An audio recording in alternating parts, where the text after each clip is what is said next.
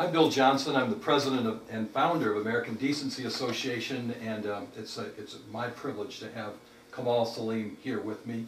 We've gotten to know each other quite well over the last couple of months, and I'm just thankful for what God is doing with you in these troubling days in America. We have this opportunity now to discuss some recent happenings and some background in relationship to the spiritual warfare that is very much upon us in our great country today. Kamal, so many ways in which we can start this interview, but first of all, just want to ask you this question.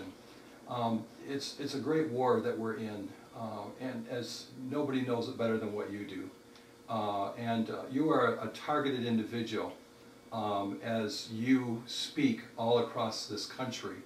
And I just would like to have you just give a brief explanation of why it is that you are targeted as directly as you are, and who is behind trying to neutralize you.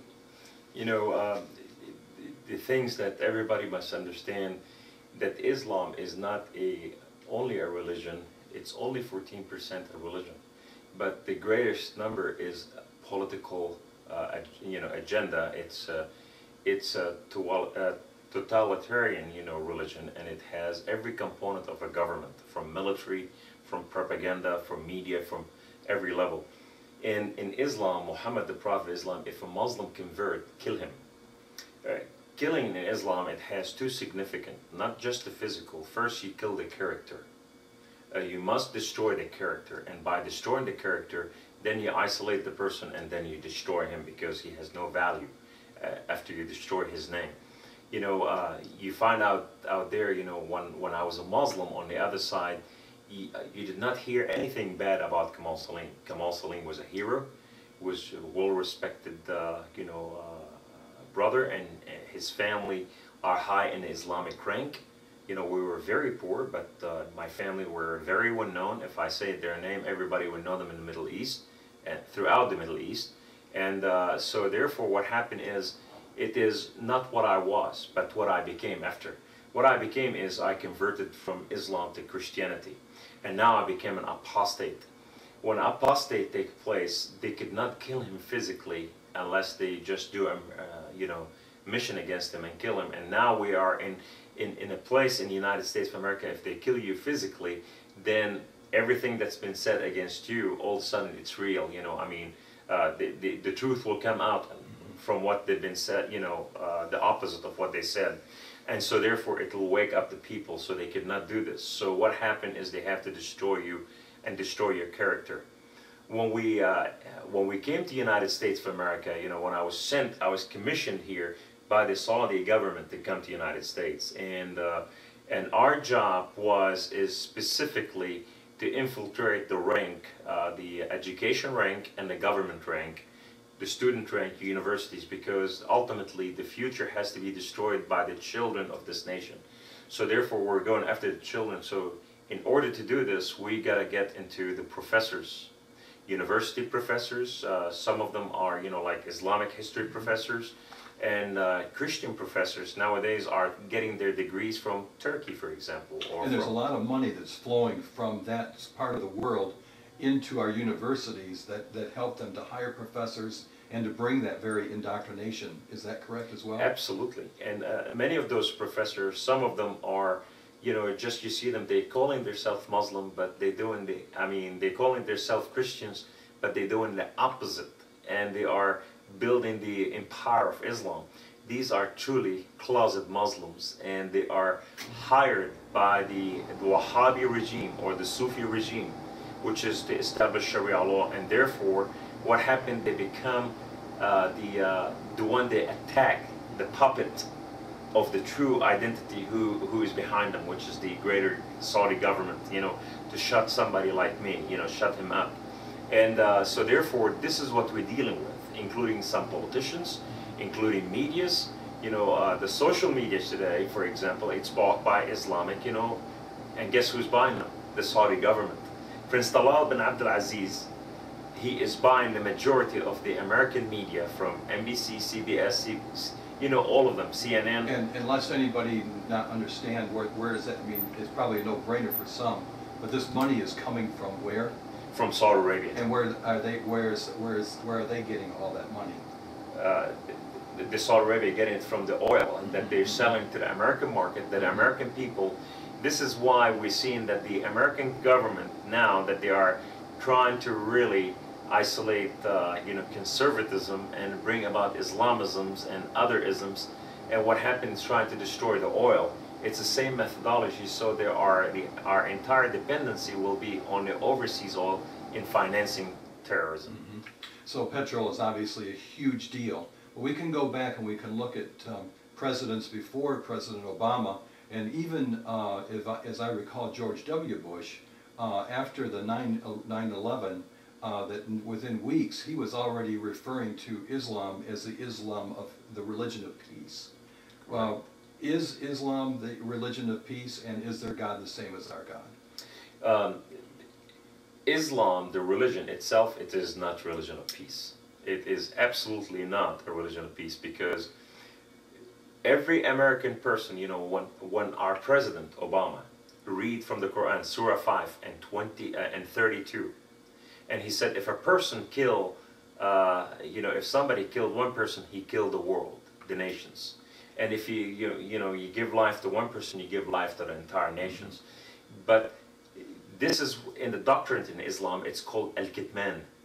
Al-kitman is to give something very unique and specific, and not to say it in the same context, you know, the way it's supposed to be. Mm-hmm. So therefore, if you read the rest of the surah, the two sentences after that, you find that Allah was talking about something totally different, and not about killing and saving and whatsoever. He was talking about the Jew that lied, and now that they are turned against the Muslim. So therefore, if they kill anyone Muslim in war, in holy war, then they kill the entire world. So therefore, judgment is upon them to kill them. So therefore, the Quran came against the Jew to be annihilated. In Islam, there's a doctrine, it's called duality of Islam. The duality of Islam is when it came at the beginning in Mecca, it was very peaceful.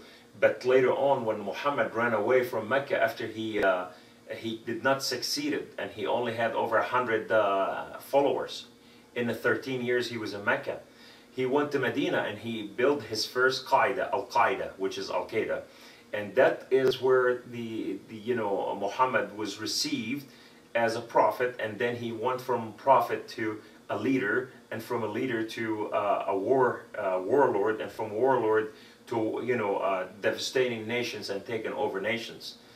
This all in the history of Islam. Why? And you find that Allah, the God of the Quran, changed his ideology, and that ideology called an-nasikh wal-mansukh, the abrogation.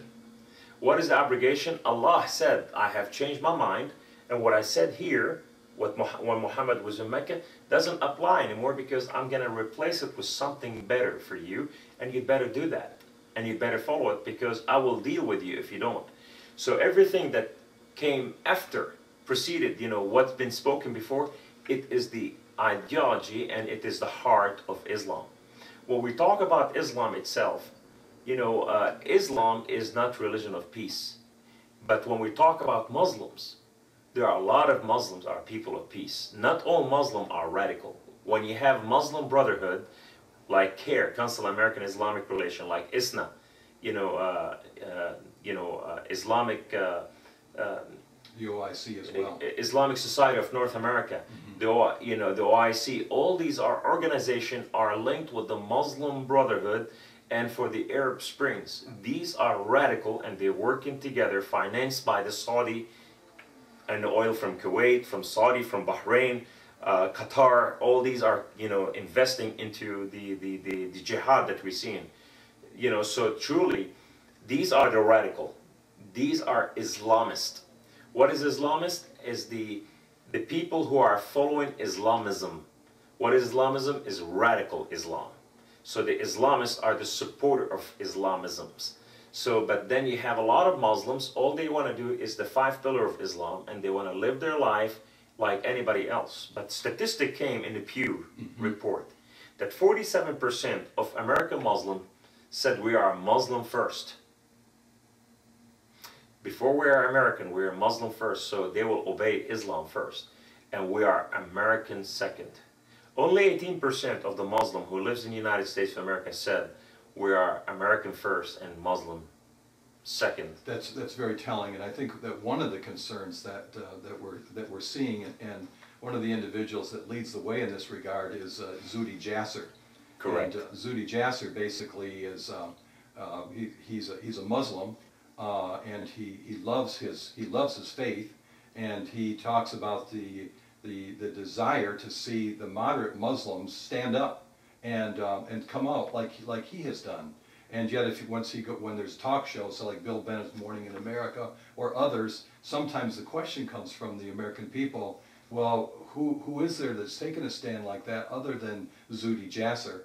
And so they're not standing up, and so that is very, very significant. And then there's the great concern that with the increasing numbers of folks that are immigrating into America that are Muslim, those numbers are increasing, and significantly. If the Islamists have their way, and increasingly have their way, that and if Jihad becomes more and more the way to make sure to impose Sharia, which we've not spoken about yet, that the moderates will fall right in line, and that has happened in other countries. Correct. So the moderates do exist, but the percentage that you gave is also concerning, that they consider themselves Muslim first, American second. There's a war against the moderate. The war is so powerful that the Saudi government, the oil government, and the Islamist government, the OIC and what so have you, Islamic Council, the organization Islamic Council or Society, which is 57 countries, right? 57 Islamic countries, which is they control the UN. They control the power in UN. What happened is that they are putting everything in their power to destroy moderate Muslim. Who is a moderate Muslim? I'm a moderate Muslim. Zuhdi Jasser is a moderate Muslim. Why? We came to something, he realized that Islam has a lot of faults.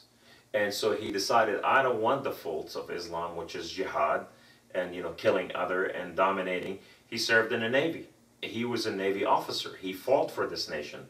So therefore, he's fighting as an American first. Me, after I became a citizen of this nation, I fought for this nation first. So the war is coming against moderate Muslim and social Muslim like me. And what happened, they are trying to destroy everything we say. Like if you read about Zuhdi Jasser, his character is destroyed out there. And there's several of us, like there's Walid Sharibat, there is Robert Spencer, there is a lot, and all of us are the bad people. And we used to train in the government. Under Bush administration, we trained the Homeland Security, we trained the police chiefs, we trained the sheriff, we trained the NSA, we trained all these people. But under this administration, we became the enemy of the state, and now the Muslim Brotherhood is the friend of this government. And now, as this is all unfolding, now another real happening, and this just came out in the last couple of days, or recently, in relationship to Michelle Bachmann. And she was on Mark Levin's radio show. Mark Levin used to be the chief of staff for Ed Meese under the Ronald Reagan administration. Correct. And Levin was interviewing Michelle Bachmann, and she talked about a paradigm shift that has recently occurred. And that paradigm shift is that there has been a great move. There was a letter that was sent by 57 countries, which apparently was the OIC. That's right. To the president and to... Of the United States. Of the United States, basically asking him to rid, and go ahead and continue. We need to read this. This is a lady, her name is Dalia Mujahid, Mujahid is from the word jihad, which is to declare holy war.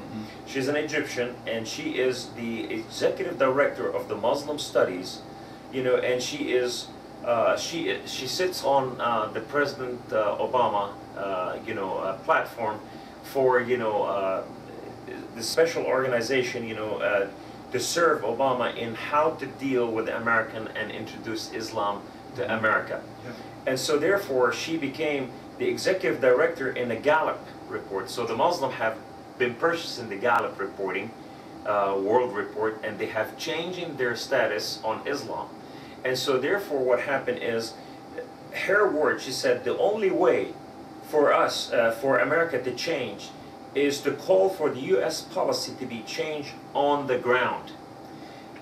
United States of America today is changing policy on the ground, meaning that the American Constitution now, it's been broken and it's bent totally different to serve a different group of people. Instead of serving the people of this nation, it's serving the other people of the nation. Her side is, instead of America telling the people to start listen and understand, is for America to come to the place to listen and understand what Islam is. And one of the only way for America to become a better place is to allow Sharia law to become part of the American Constitution. So saying that, they want the Islamic governing constitution to be equal in the United States of America to the Constitution, equal to the American Constitution. And the only way for that to happen is for the Bill of Rights to be destroyed and Article 6 to be amended and changed, which is the heart of the American Constitution. Frightening. And in that process that we're talking about here, basically quoting Michelle Bachmann, she was stating that this letter to the White House from the 57 nations asking the president to essentially purge the training material that our FBI agents are given, the way that they are trained in dealing with terrorism. But it wasn't just the FBI, but also the Homeland Security, counterterrorism, and our military. In other words, there was a paradigm shift in what the people were tasked with, keeping us safe, what they could look at, and they were told no longer to look at the motivation for terrorists if it had anything to do with Islamic jihadism. If it had anything to do with religion, the agents were to avert their gaze, and they weren't to look at that. It wasn't just the training materials, it was also the trainers. We had trainers fired from the military, trainers fired from the FBI and from Homeland Security because they were teaching about the Islamic doctrines. And she said, I found out about this. I went to the FBI director and I asked him if I could review the materials that were being purged that our FBI would no longer get. It was over 800 different materials that were purged. She said, I read every word, talking about Michelle Bachmann, on every page, and all that it dealt with was the ideas behind Islam. It was direct quotes from the Quran, direct quotes from the Hadith, and what it is that motivates terrorists. That's what was purged out of the training materials. Also the trainers who understood the threat, they were also no longer invited in to teach. And this is coming from the White House and the Attorney General. That is absolutely correct. Actually, the curriculum, there were not 800, there were over 1,000 curriculum. And a lot of them were training programs and their manuals. These are curriculum studies, and America had been teaching those for a long, long time, even prior to 9/11. So therefore, what happened, it was an ethnic cleansing of all this, to destroy those material and re-establish everything and to bring about a new agenda, new ideology. For example, the 10 first enemy of the United States of America now under the Homeland Security, first the evangelical Christians, then the Christian in all their flavors, and then last but not least, the third one is the Catholic. And this is this is all over the news. This came from military, soldiers that they were training, who is the terrorist of United States of America. The droning in America, they were specifically against people who do not believe in the philosophy of this government. This government is projecting a new ideology that is socialist, Islamist, homosexual and lesbianisms, and also abortionist. It's really defining the nation from within and trying to shift this nation, that everything, it's just like when you see the cowboy running into the ox and trying to grab him by the horn and flip him over. They're trying to throw this nation all the way around, and if it does not submit, then you become the enemy of the United States. Like I said earlier, we were the best friend of the American government under Bush as conservative Christians and whatsoever. under this today, that the socialists, the communists, the Islamists, the abortionists, these are the friend of the United States of America, and we got to really understand enough saying that, you know, I mean, when we hear our president saying that he's Christian, I never heard of this brand of Christianity. This Christianity does not exist in the Bible. You know, to say one thing and do total opposite. That's absolutely. You know, there is either Christianity or the anti-Christianity. And when we look at the anti-Christianity, we got to look at the spirit. What's the driving behind it? And when the people who's been serving, you know, the other people on the 10 people who are destroying this country, the generals are the enemy of the United States. The retired generals are the enemy of the United States. These are the people who served on the American military and gave their life and, you know, went to kill and the enemies to free people. Like Lieutenant General Jerry Boykin. Like General Boykin. He's the enemy of the United States now. And there's like 700 or more, I mean, there's numbers of these. There's several thousands of them all over. Yeah. Yes, and they are on the list that the enemy of the United States. And then after you get those, you get the KKK, then you get the skinhead, and then you get Al Qaeda. Al Qaeda is after all the conservative American. So the Christian is really the priority target. The priority target.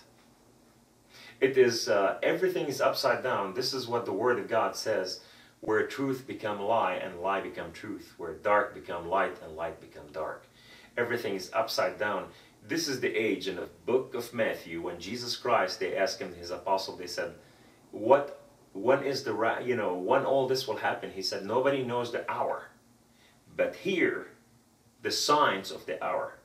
The greatest thing that happened at that time, you know, before all this happened, great deception will take place. We are dealing with deception. You know, when they're telling you something that this is what we're doing, you can consider it almost the opposite. Now, a question that I have, and I know that others are asking this question, is here we look around at the Tea Party movement, which has done some significant things, and there's some wonderful people, and in 2010, you know, there was some significant reversals in terms of our direction.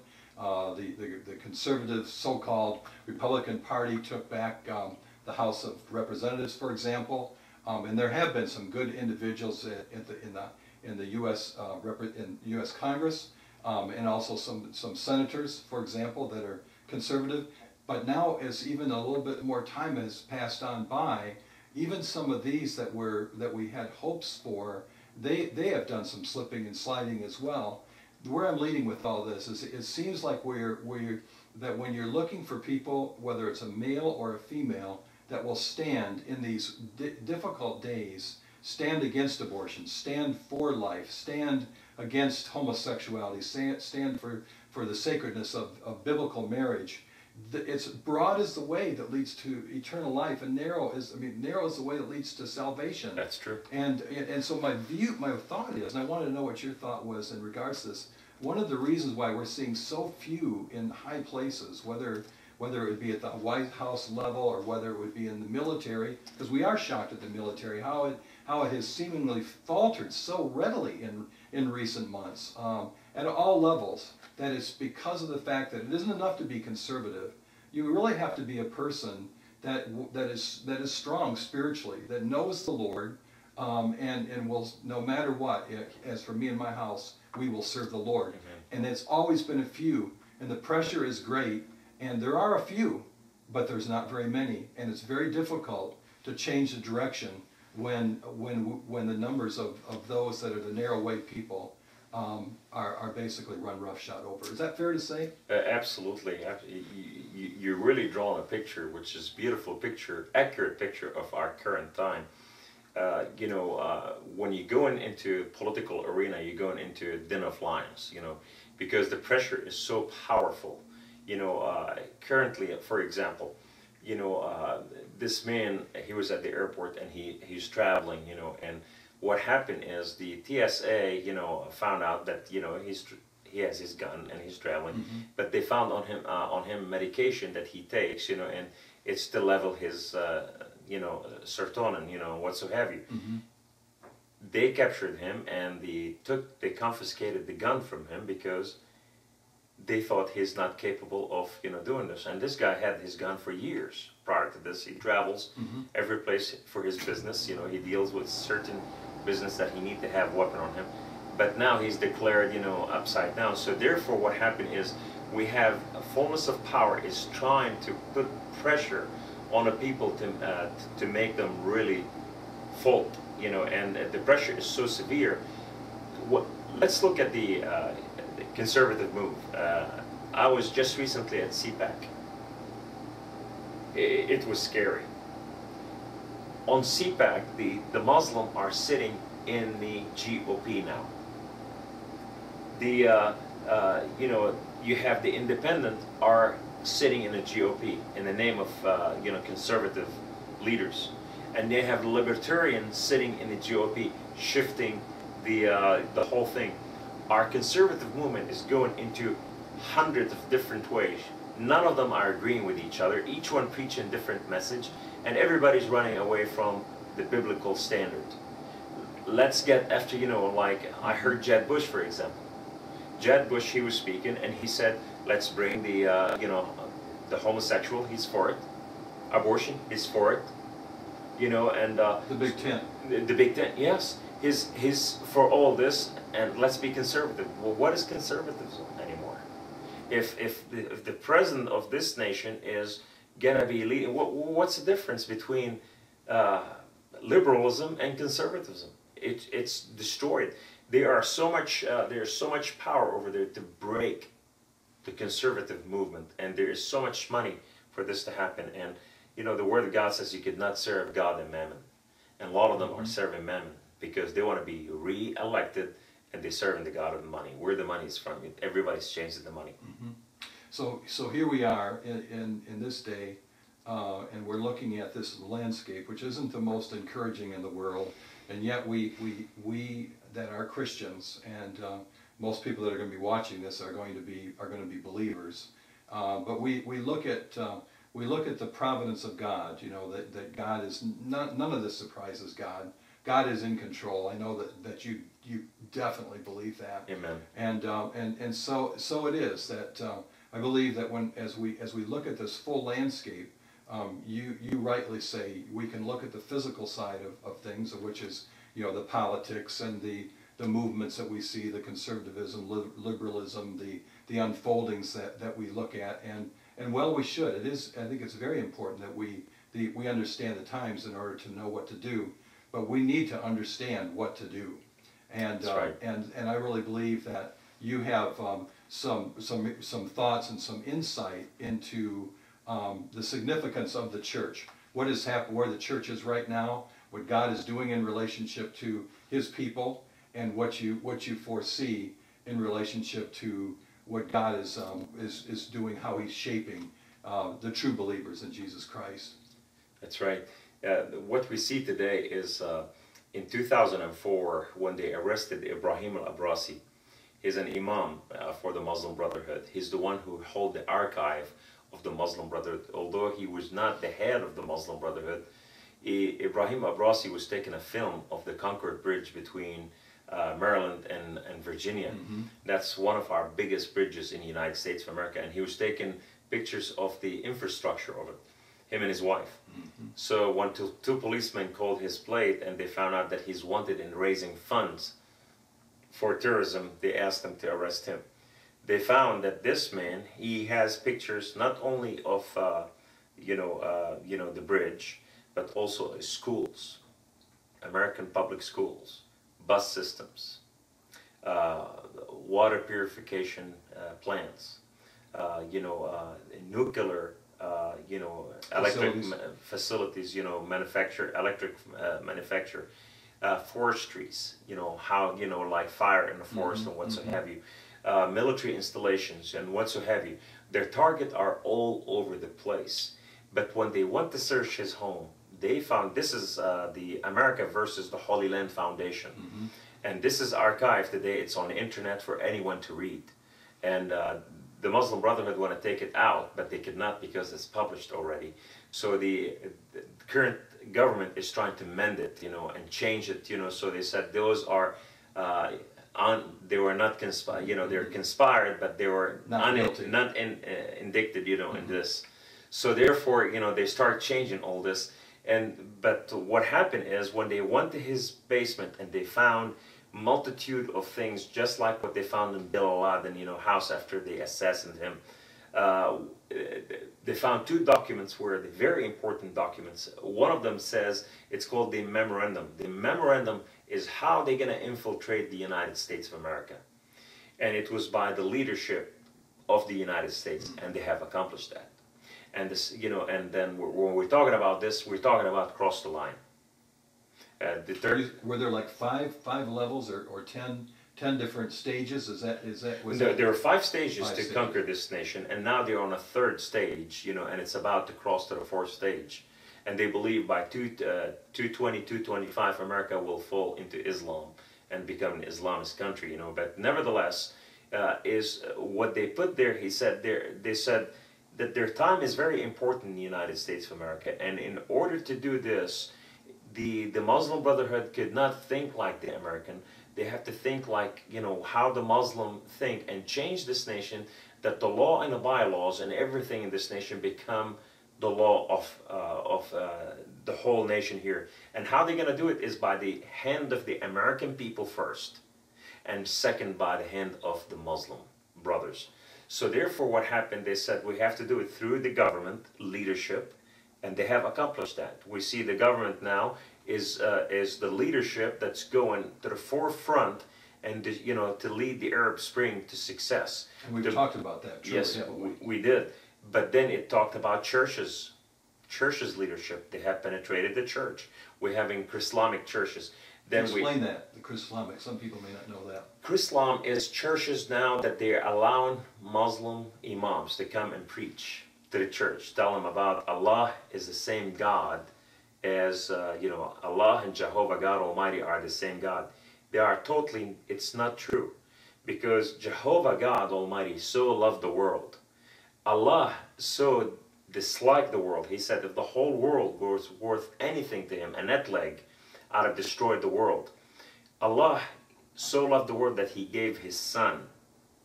You know, Jehovah God. Allah did not have a son. He found a man, he's an orphan man. His name is Muhammad.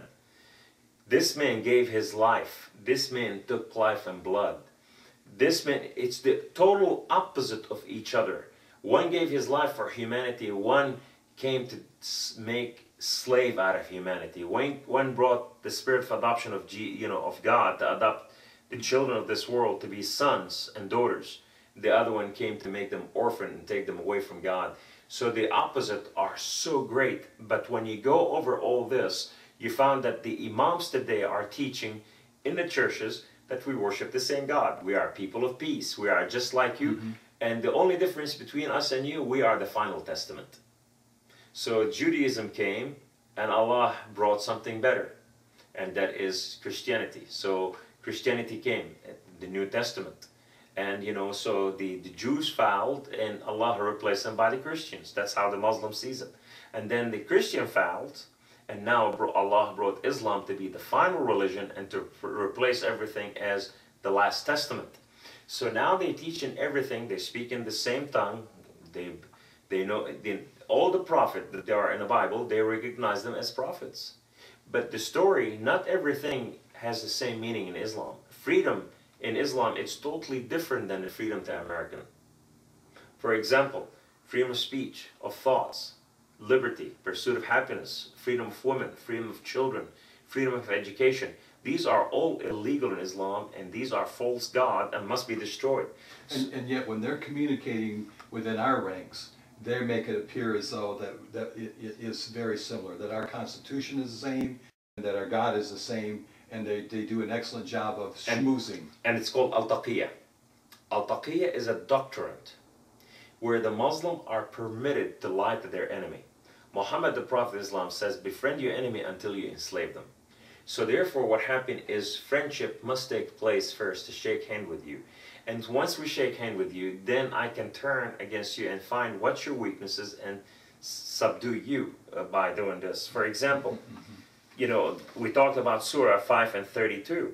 But if you read Surah 33, it says here, it says, we decree upon the children of Israel, they didn't say that, who kills a soul unless for a soul for corruption done in the land, as it is that he slain the mankind entirely. But what they did not say, that God was speaking to the children of Israel, and he gave Israel to them as a nation. And Muslims don't want to say that Israel is given by Allah to the Jews as a nation. And then over there, and it says, the messenger had certainly come to them to clear proofs, and indeed many of them, even after that, throughout the land, were transgressors. So therefore, what happened, whatever they do is not acceptable anymore. And then if you read the 33, it says, indeed, penalty for those who wage war against Allah and His Messenger, and strive upon the earth to cause corruption, is none but that they be killed, crucified, and their hand and feet cut off from the opposite side, or that they be exiled from the land, that it is from them disgrace in this world and the world to come. What happened in Boston was declaration of this Quran. That's from the Holy Quran. This is, you know, that's a decree. Just like the head of the head of the UN, who is working for the OIC, he said, American got what they wanted to. You know, you paid the price for this, and what happened to Boston, that's a due time. You know, and America is paying him to be there. Right. He's right there in New York. So he damned America for what happened, that you caused this. So therefore what happened is, we see today that all these, in the name of purity and beauty, are invading our civilization, but they are not revealing the truth, and little by little, later on they will read the rest. Now let's read the good stuff. And this is called al-taqiyya, to lie to the generation.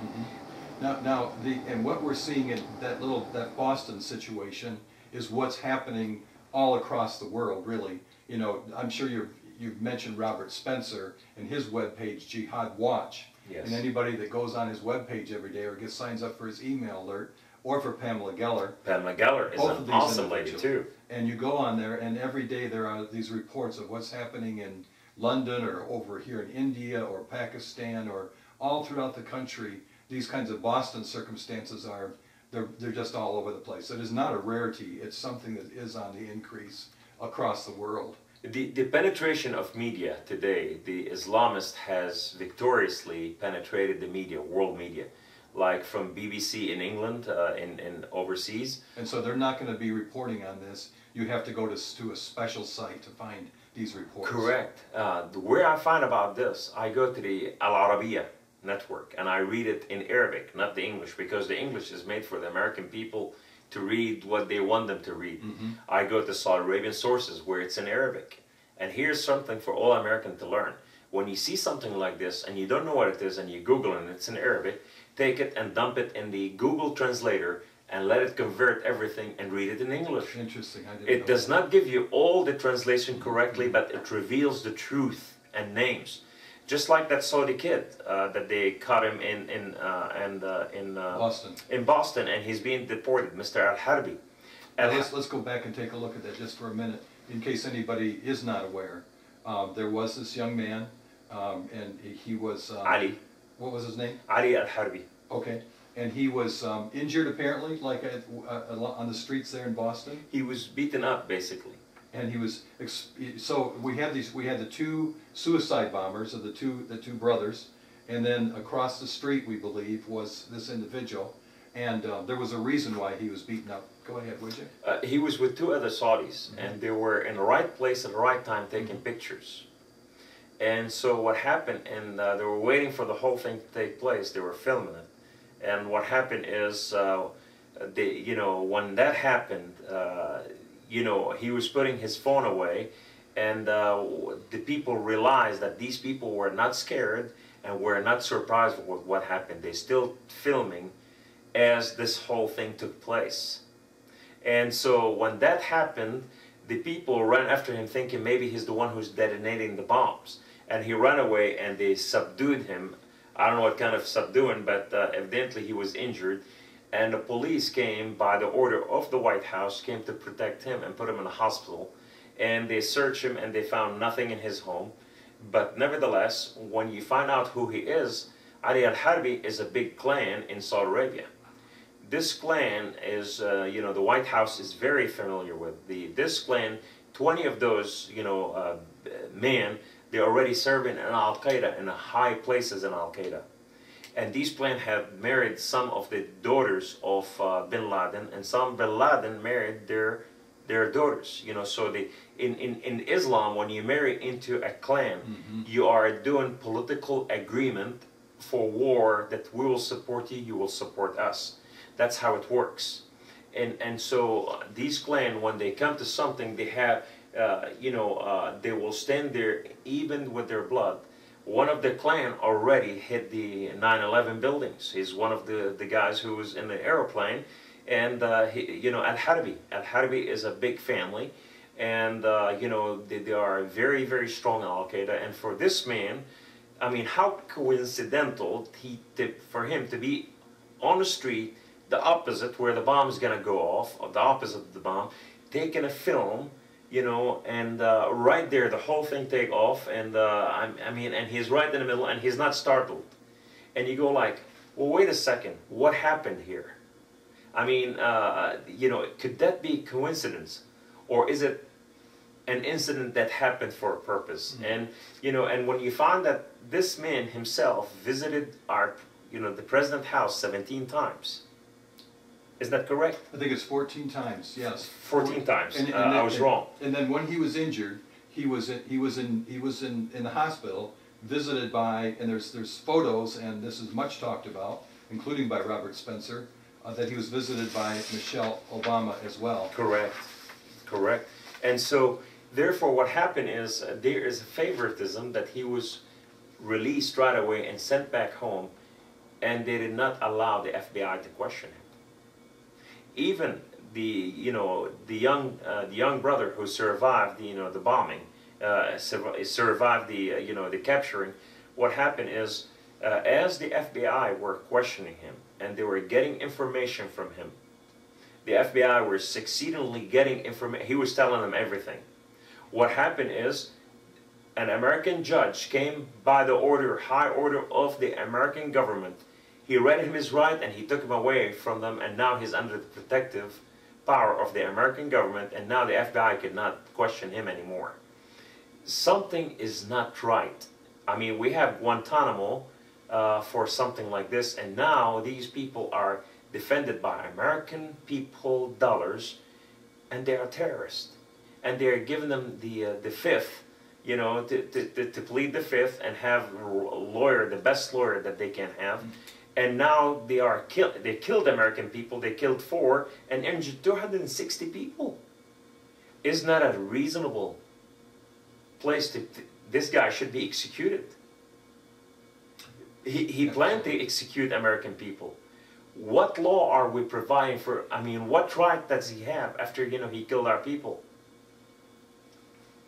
Absolutely, and seemingly every day there's just another question that unfolds that brings such great uncertainty throughout our land. And I know you have the opportunity to speak all across this country. You've been in Michigan and West Michigan and elsewhere quite a bit, even over the last several months. You see a lot of audiences in a wide variety of locations. I'd like to have your take upon the receptivity of the wide varieties of people that you received all across the country. They certainly aren't resisting your message. They are concerned about what you're bringing to them. So there seems to be a disconnect between those that are in high places and the rank and file personnel. We haven't talked about this. I'm very anxious to see what your response is to that. Well, you have a variety, and that rank varies, from one extreme to another. Mm-hmm. You have one specific rank, don't wake us up, we don't want to know about that truth. You're telling me too many things, and I have a life that I want to go to, and I like that picture that was drawn to me, but American, the American culture, constitution, protection, military is shifting from under their feet. Their world is changing instantly, and they have not waking up to all this, and they don't want to know about it. They just, they're accept, you know, we'll accept whatever happens later on, that we'll deal with it when it comes. That makes sense. Then you have the other people that they are really active, like last night we have Christians and we have Tea Party, where I was speaking at, and all of them were interested, and for an hour and a half I spoke. Nobody got up and left. These people, all of them sat down, and they have tons of questions after this. These people were concerned citizens, and they want to know, you know, what's happening, but more than anything else, what they can do. And these are the questions, you know, we need to ask our leadership, what is the solution? Don't tell us, you know, what's wrong, because we know what's wrong. Yeah. Tell us what is the solution. So, and then you have people in between ranks, and you have people, the media has really threw them all over the place because they are buying the Kool-Aid, you know, and they are drinking the Kool-Aid from the media. And the media today is bought by the Saudi Arabian government. The NBC, CBS, ABC, PBS, all these are bought by, including Fox News. 16% of Fox News media is bought by Saudi money. Forbes magazine, 6% of Forbes bought by Saudis. So we see them, they are shifting our world and our culture, you know, while we're sitting in it, and we are not feeling it, you know. And you said, how is that possible? We've been living here. Well, look how fast the earth spins per second. And I think that this is a good time to, because some people may have heard the term civilization jihad. They've heard jihad, but isn't this what's unfolding is unexplained, if you would? Well, it is civilization jihad. Civilization jihad today is in Europe. Civilization jihad, where when Muslims become the greater percentage, and they become higher percentage, you know, in the nation, and now become a power. Now they can start doing what's so-called civilization jihad. They start demanding their laws, their powers, their ruling, to be part of everything. So now they want to be part of the governing, part of everything. Basically, they want to take over. And so it could be something even as incidental as we've read in the last couple of months, a McDonald's in Dearborn. Yes. Where you know, that's that's one of the strongest enclaves of Muslims in America. Say what happened. Yes. What happened at McDonald's? Yeah, you explain, would you? You can do it better. It's about halal meat. You know, the Muslim are upset, you know, you know, we want McDonald's to serve as kosher meat, Islamic kosher meat, you know, killed in the name of Allah. Right. You know, and so therefore they don't want it to be American killed, they want it to be Islamically killed, to be blessed by it in the name of Allah and what so have you. And they were suing McDonald's, you know, for this. Right. And so they are, you know, and also in the supermarkets. Instead of creating their own supermarket, they go in and complaining, I don't want to serve alcohol, I don't want to sell, I can't touch alcohol, I cannot touch bacon or pork or this, I could not touch this, I could not touch that, because it's non-Islamic. And now they put in their Islamic outfit, and they are enforcing, you know, their presence into the place, you know, that we're Muslim. These are evidences of that little by little coming more and more. And they putting a pressure on the places, every place they work. We need a place to wash and pray. We're Muslim, we have to pray 5 times a day. So if I'm working for you, you need, you know, the Christians, the Jews, the Buddhists, the Hindus, the Chintu, nobody asks for room for prayers. Only Islam. By doing so, what happened are they creating a presence. So this, in America now, it's called stealth jihad. What does jihad means? Holy war. That is the 6th invisible pillar of Islam. Islam has 5 pillars, and everybody talks about the 5 pillars. In the Shia, in the Iranian laws, it's 6 pillars. In the Sunnis, they don't talk about the 6. It's invisible. It's called jihad. Every Muslim are commended to go in the ways of jihad. Jihad has 4 different levels. You know, the first one is to war and become better, fi sabilillah, to become better Muslims, you know, and Muslim that is. And now that's only about little than 10%. But the rest of jihad, all of it is political. So when you look at this, what happened is you find the first one, it's called political jihad. Political jihad is to shift the nation by stealth method and theology, like what happened in the United States of America, until they become greater number. And what does it do? It changed dialogues, it make platform for the Islamists, and it penetrate the civilization. They control the media, they control government, they control everything, just like what we talked about, changing the laws against terrorism. American becoming terrorist, and the Islamists become friend of the United States of America. So therefore what happened is they start changing everything, and then it changed from, you know, that stealth mode into civilization, jihad, where in your face, what are you going to do about it? In Holland, the Muslim became 6% of the nation, of Holland. The government could not control anymore. They were taking, you know, all the food stamps. They were controlling all free food, housing, cars, automobile, you know.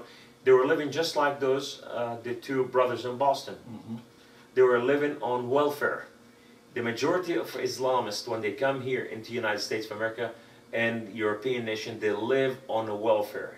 Everything for free. And there's a reason for that. Yes, it's to bring the nation down, to suffocate the economic power of the nation. And to not also be a taxpayer, which is funding correct war against themselves. And now they are recognized as a weaker vessel.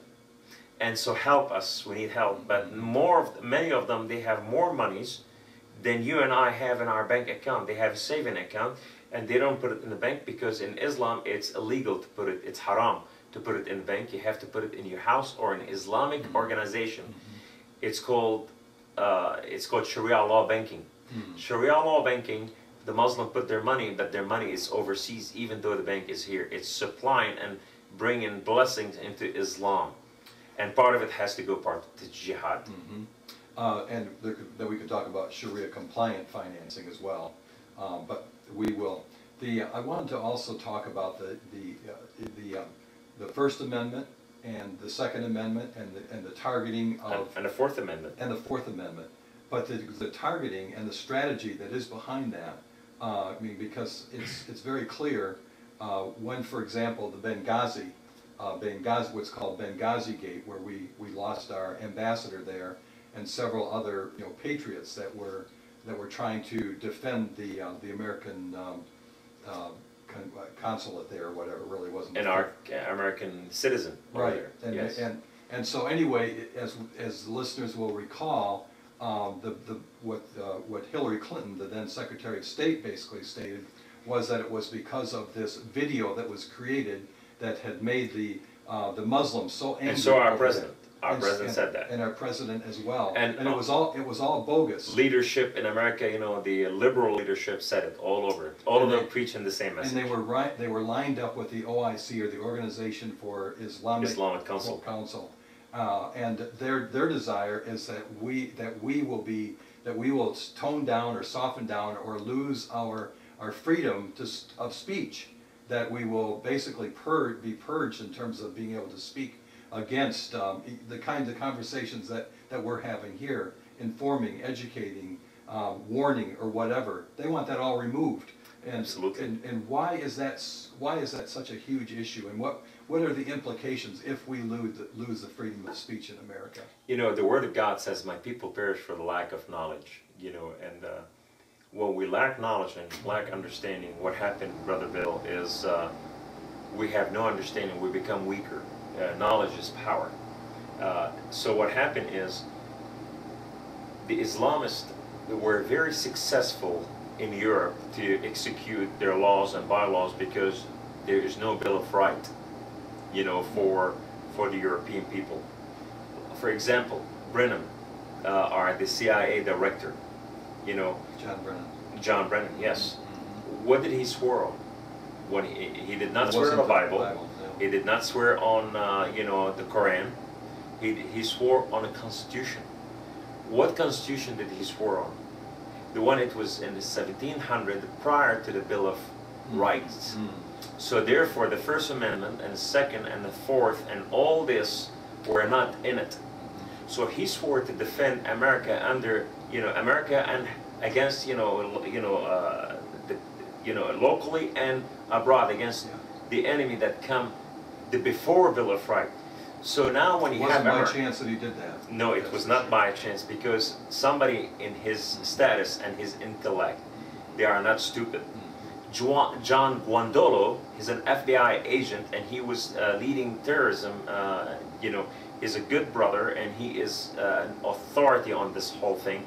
Everybody need to know, get familiar with John Guandolo. We need to invite him and know what he's talking about. What happened is he released on, you know, Network Daily, you know, and he released in several places. He was talking about John Brennan, you know, converted into Wahhabism in Saudi Arabia. He converted into Islam. So therefore, when he stood here in America and he said, terrorism does not take place in the United States, you know. John Brennan. John Brennan, yes. He said, there's no terrorism. Jihad does not exist. It's one of the tenets.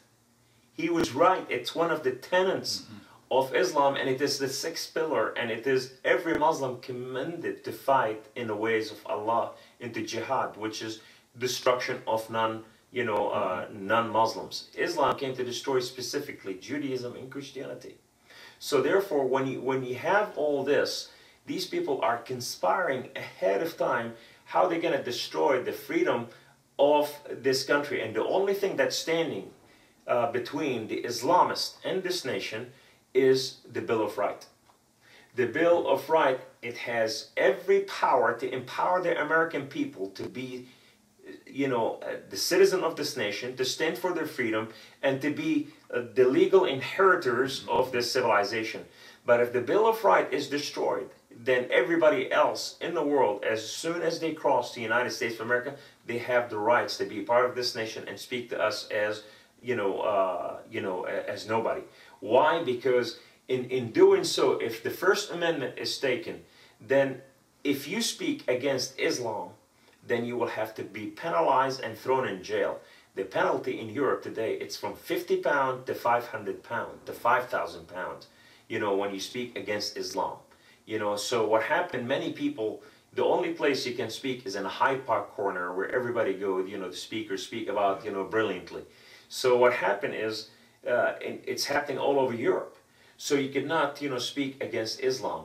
And by doing so, Sharia law will become a house power. You know, they've been trying to put Sharia law into the United States of America under Hillary Clinton. Hillary Clinton has enabled them. Homa Abedin, the right-hand woman of Hillary Clinton, is the one who invited the OIC. Who is the OIC? Is the Organization Islamic Council, 57 Islamic state, African, Asian, and Middle Eastern, that they are in power. Their power is the oil. What happened is they conducted to the whole United Nation, including United States of America, how they want to live. And now they could not penetrate the United States. So the weapon thing, it is, you know, part of the Second Amendment. You know, if First Amendment and Second Amendment and the Fourth Amendment are taken out. And the Fourth Amendment is, again? The Fourth Amendment, it is about, you know, to assimilate, to do everything, to go out, you know, in your liberty, to carry, you know, to carry your weapon, to be, you know, to defend this nation, basically. To defend this nation. So what happened became the sons of this nation rising up and protecting their own nation, just like what happened you know, when America warred against England.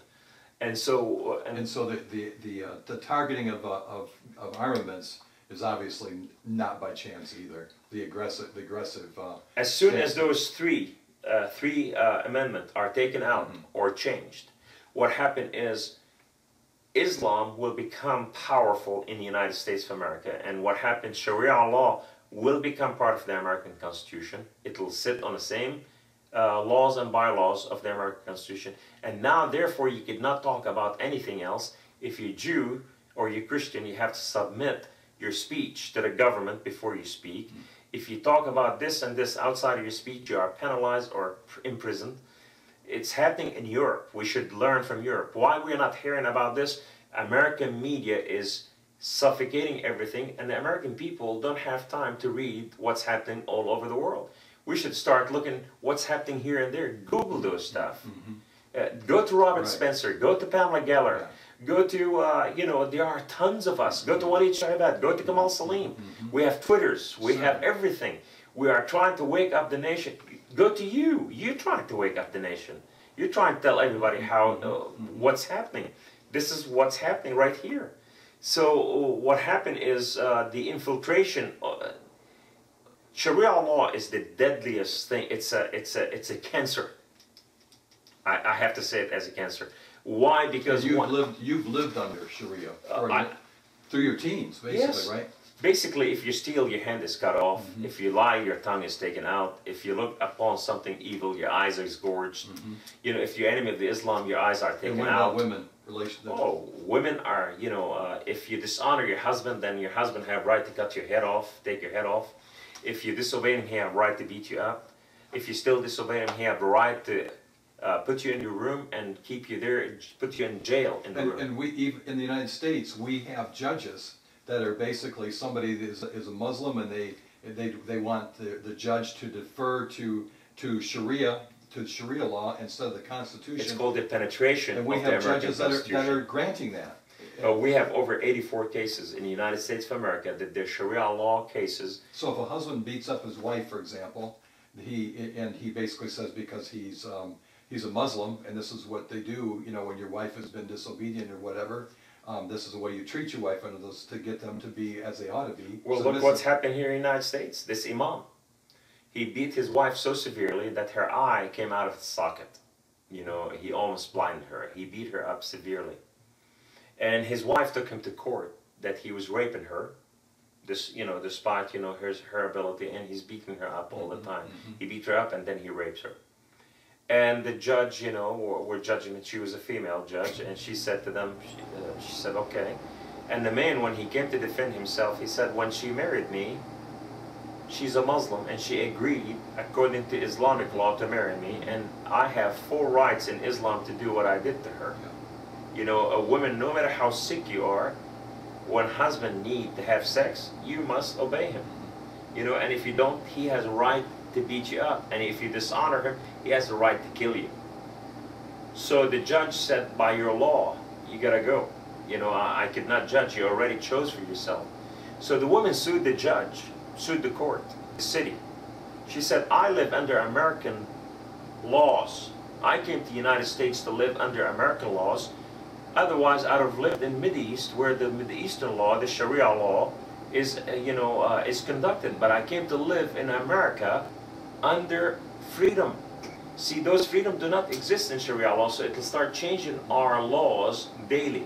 They start mandating different mandates and different fixes, you know, until our laws is totally changed and become equal to Sharia law.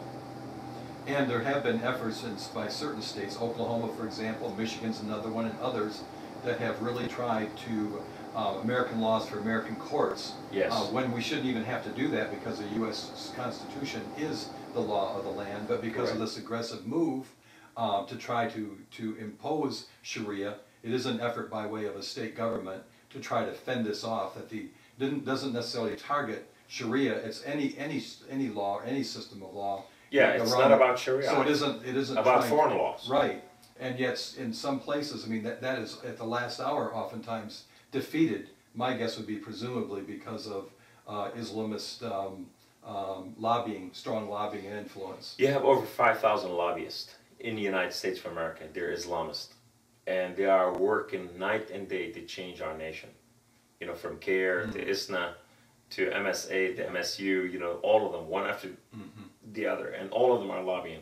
And their job is that, you know, these are the military right now, that is still military, that's going under the radar, tackling our nation from within. But the other armies that we have to be careful for is now a lot of our lawmakers are being sent to Turkey on vacations. Turkey is flying them all over the land, and Turkey has a presence in every state capital throughout the United States of America, on every state. I didn't know that. Yes, they have presence, they have ambassadors specifically to fight anything that come about Islam. They have lawyers, they have lawmaker, and they have the Turkish government people that they have presence of the Turkish government on every place in the United States of America. So they are standing on every place guard to fight and advance Islamization. And the greatest power is then when they are recruiting the politicians from the United States of America, send them to Turkey, buying them favors, giving them finances, buying them gifts, buying them things to dwell in and to drive and this and that. Gifting are amazing. So what happened is these politicians are finding that there's nothing wrong with Islam. These Muslims love us. They're people of peace. And the president of Turkey is, what's his name again? Gul. His last name is Gul. At any rate, I don't think that's, oh man, at any rate, he is President Obama's closest friend in the Mideast. Correct. And he moved, this country was really staying away from Sharia until the last 10 years, but that he's moved that country in that direction using civilization jihad, or maybe stealth jihad. Stealth jihad. Erdogan. That's Erdogan is it. And so anyway, closest friend, and we believe that he's had great influence on Obama, that he confers with him regularly, and so it's very much a concern, because as Erdogan has moved very tenderly and very carefully the Turkish nation to the direction that he has, there's a concern that Obama is learning some lessons from him. Well, when he took over the Turkish government, it was a hostile takeover. First, he became, he was, for years, he fought to advance, it was year after year after year. It took like 20 years in the work for him to become president. Mm-hmm. And the Islamist party became stronger and stronger, and he was elected. And once he was elected, he changed the laws, the constitution of Turkey, which is from the NATO best friend to Islamist. Yeah. And what did he do? He sabotaged the relationship between Turkey and Israel, and he started cutting off his ties with other nations that got rid of his judges. Got rid of the judges, military and he took the power from the military to the American government. Now the Islamist has the power over Turkey. What happened? Turkey, the Ottoman Empire fell in 1924.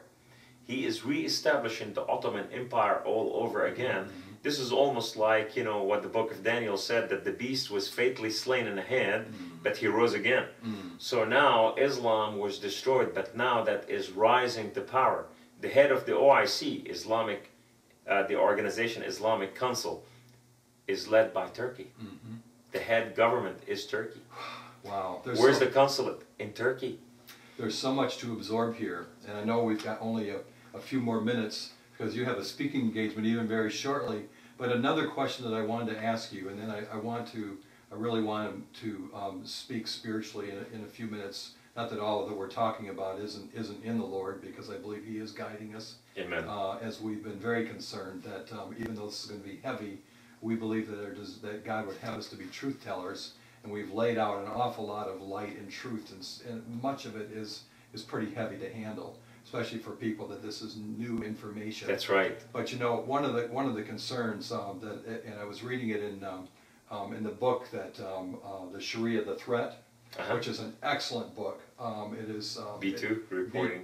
Just an excellent book. And one of the things that they talk about in that book is that America is really awfully well set up for, and I'm probably going to pronounce this wrong, but because of the fact that we're a very tolerant people, which can be a very positive thing, and it is. We are a very tolerant nation, probably above any other people of the world, because we've opened our borders. We've desired to be able to let people come into our nation. A fault, really, especially in recent years. Now it's jammed and crammed down our throats. But we're tolerant, but we're also so politically correct. We've become a people that are fearful to really to express the truth, like what we're even doing here, to tell the truth, or to speak to a neighbor, or to speak in our church, in our workplace, and to say, this is what's going on. Our concern is real, and this is the reality. And so we are set up as being a people very well now lined up and having our skids greased with politically correct for Dhimmitude. And I'd like you to explain that, what Dhimmitude is, and the connection there. That's a big one. You're absolutely right. America its liberty is one of the most powerful things, but then when America refused to stand for its liberty, it's going to become the tall order that will jail the United States of America. in the last few years, since this administration been elected, we had more immigration from Islamic nation than any time in the history of the United States of America. More Muslim immigrants are crossing to the United States, you know, and they are taken. They are not questioned. And many of them are obtaining the green card. It was one of the toughest things to obtain citizen and green card, and now it's easy for Muslims. You know, so therefore what happened is, you know, some people call it conspiracy. You know, I'm going like, there's a lot of things been structured and it's put, you know, and we are walking an agenda. And the worst thing that can America do is do nothing about it, is to do nothing about this, is how somebody gets raped, murdered, you know, his rights stolen. And if America doesn't do anything about it, this will be taken from America very, very soon. Exercise it while you still can, you know, and if we can exercise it, we make the difference, because they will hear our voice and they will say, okay, we're not going to do anything right now. The Dhimmitude status, it is for example, let's take Spain. When the Muslim conquered Spain, they ruled Spain for over 500 years. You know, so what happened is they enslaved the Spaniards. So they killed, you know, the Jews and the Christian, and after they killed them, those who stayed alive, what happened? They become, you know, they enslaved them. How you say, how's that? We didn't hear about slavery.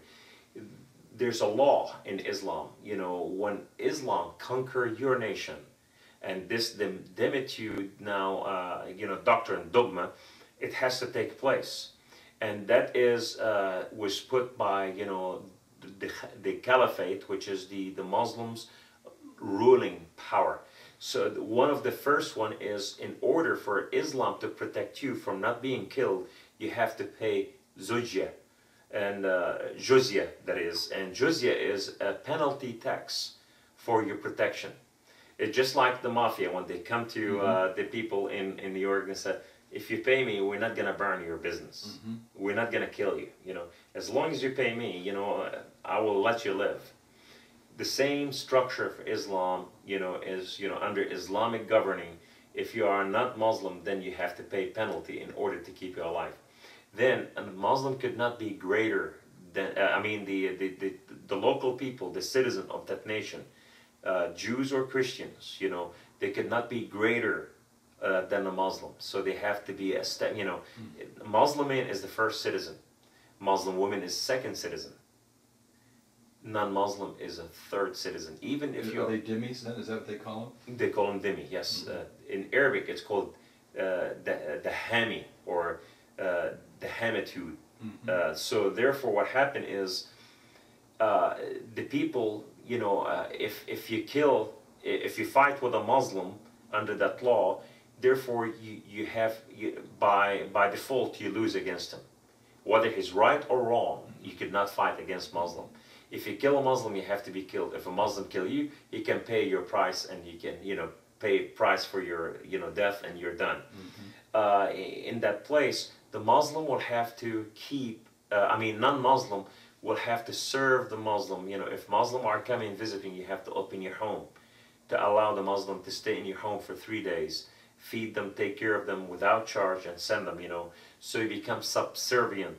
And then also the people of this nation, they will start teaching the secrets to Islam. Just like we saw when President Obama came, he made NASA to be part of Saudi Arabia.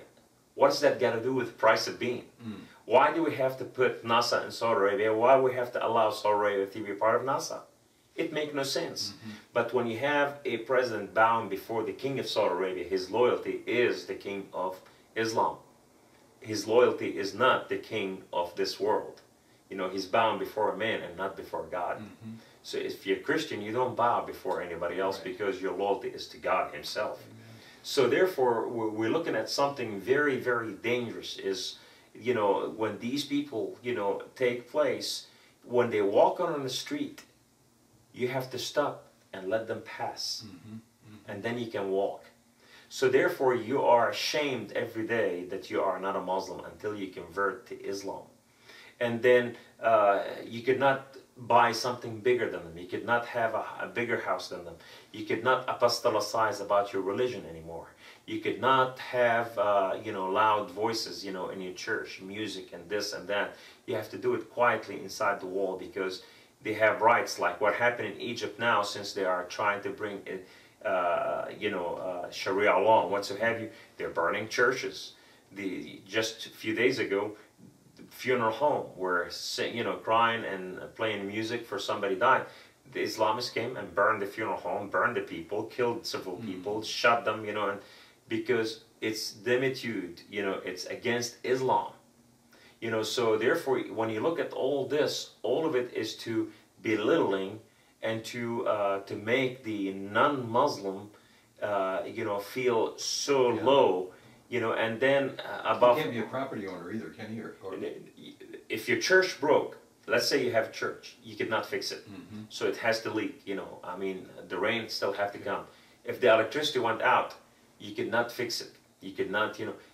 That's the law of Dhimmitude. Yes, and so it's enslavement. They enslave the people, period. So now the people of the land are servant, you know, and they start converting to Islam, one by one, by one, by one, and now, because they could not afford the penalty even anymore, if they don't believe it, they start pretending, but once they're pretending, they have to go to mosque, they have to, you know, be watched and what so have you, and so all of a sudden they convert to Islam by the, you know, it has about 40 laws, and all these laws, you know, even the Muslim, you know, he has rights into your women if you're not paying taxation. Wow. Well, we've covered an awful lot here, you know, in this period of time, and I know we were intending to get into spiritual things. Our time has run way too short. But one thing I want to really make very, very clear, and hopefully we'll be able to pick this up sometime and speak about it more from the standpoint. And I will be there for you. I know you will be, because that's who you are. But I have really, one of the things that has become so clear to me is your great love for this country and for our God, your God, that you love the Lord, and I stand amazed at also your love for your wife and for your family and your grandchildren, and I have heard that from the very lips of your family, that you are the real deal, and so it is a great privilege to be able to have you come into the state of Michigan, and to be able to proclaim not only the truth about this warfare that we're facing in relationship to Sharia and Islamism and so on, but I know that your greater heart, which did not come out in this interview, your greater heart and your greater desire is to lift up Jesus Christ and to bring glory and honor to His name. Thank you, Brother Bill. General Jerry Boykin is a dear friend of mine. General Jerry Boykin opened several times. We share the same platform. He said, I was chasing Kamal to kill him, and if I found him, I'd have killed him. And Kamal, if he faced me, he would have killed me too. We were looking to finish each other at one time. But today, in the name of Jesus Christ, we have a platform to lift up the name of the Most High God. The Word of God says, you know them by their fruit. You know, the glory owed to God. I came, you know, it's the grace that's over this nation. The glory of God that's been protecting this nation. That's what this nation is living under. And so far we thought that we're superior. America is superior because of what we do. No, it is because you honor God. When you lift up my name, I will draw all mankind unto you. So therefore, it is all about God.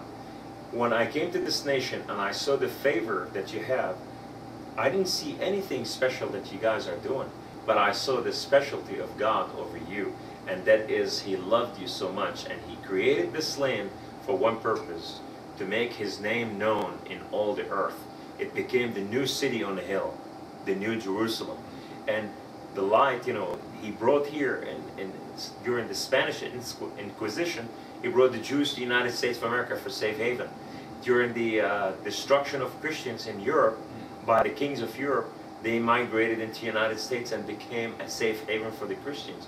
God saved His children in this nation for a special purpose, to make His name known in all the world. And when I found my identity, when I was born again in the United States of America, and that is true Christianity, because you can tell me all you want that you're a Christian, show me what you're doing, don't tell me what you're doing. You know, when we're here on TV, when our president says, I'm a Christian, I'm going, what form of Christianity is this? You know, I mean, I'm a Christian, and that's a different Christianity. I came to understand that this nation been bought by blood and for price. First by Christ, and second by the blood of our soldiers, those who gave their life for this nation. Today, I stand on a wall for a place that gave me life, gave me hope, and gave me future. And now I fight for my home. This is my home. My children and my grandchildren are born here for this place and for this hour to celebrate freedom for all days of their life. And today I don't fight for me, because fighting for me is cheap. But fighting for generations to come, this is God, perfect order. He sent His Son to fight for humanity, for all generations. We could not model ourselves after what we think. We model ourselves after the King of Kings. You know, so when you come to that place, you become the amazing grace. That grace could not return voice. You know, they can call me anything they want. They can accuse me. They can build websites against me. They can conjure, you know, names and stories and stuff and make it all up. One day, all of us are going to walk before God. And God is going to be a great judge. I fear no man, but I fear God. You can bluff anyone, but you cannot bluff God. Amen. At the end of the day, you can say all you want, but when it's finished and done, there's one place to say, depart from me or come and sit with me. You know me or you did not know me. The knowing of God is the heart of Christianity, relationship. If you love me, Peter, tend my sheep.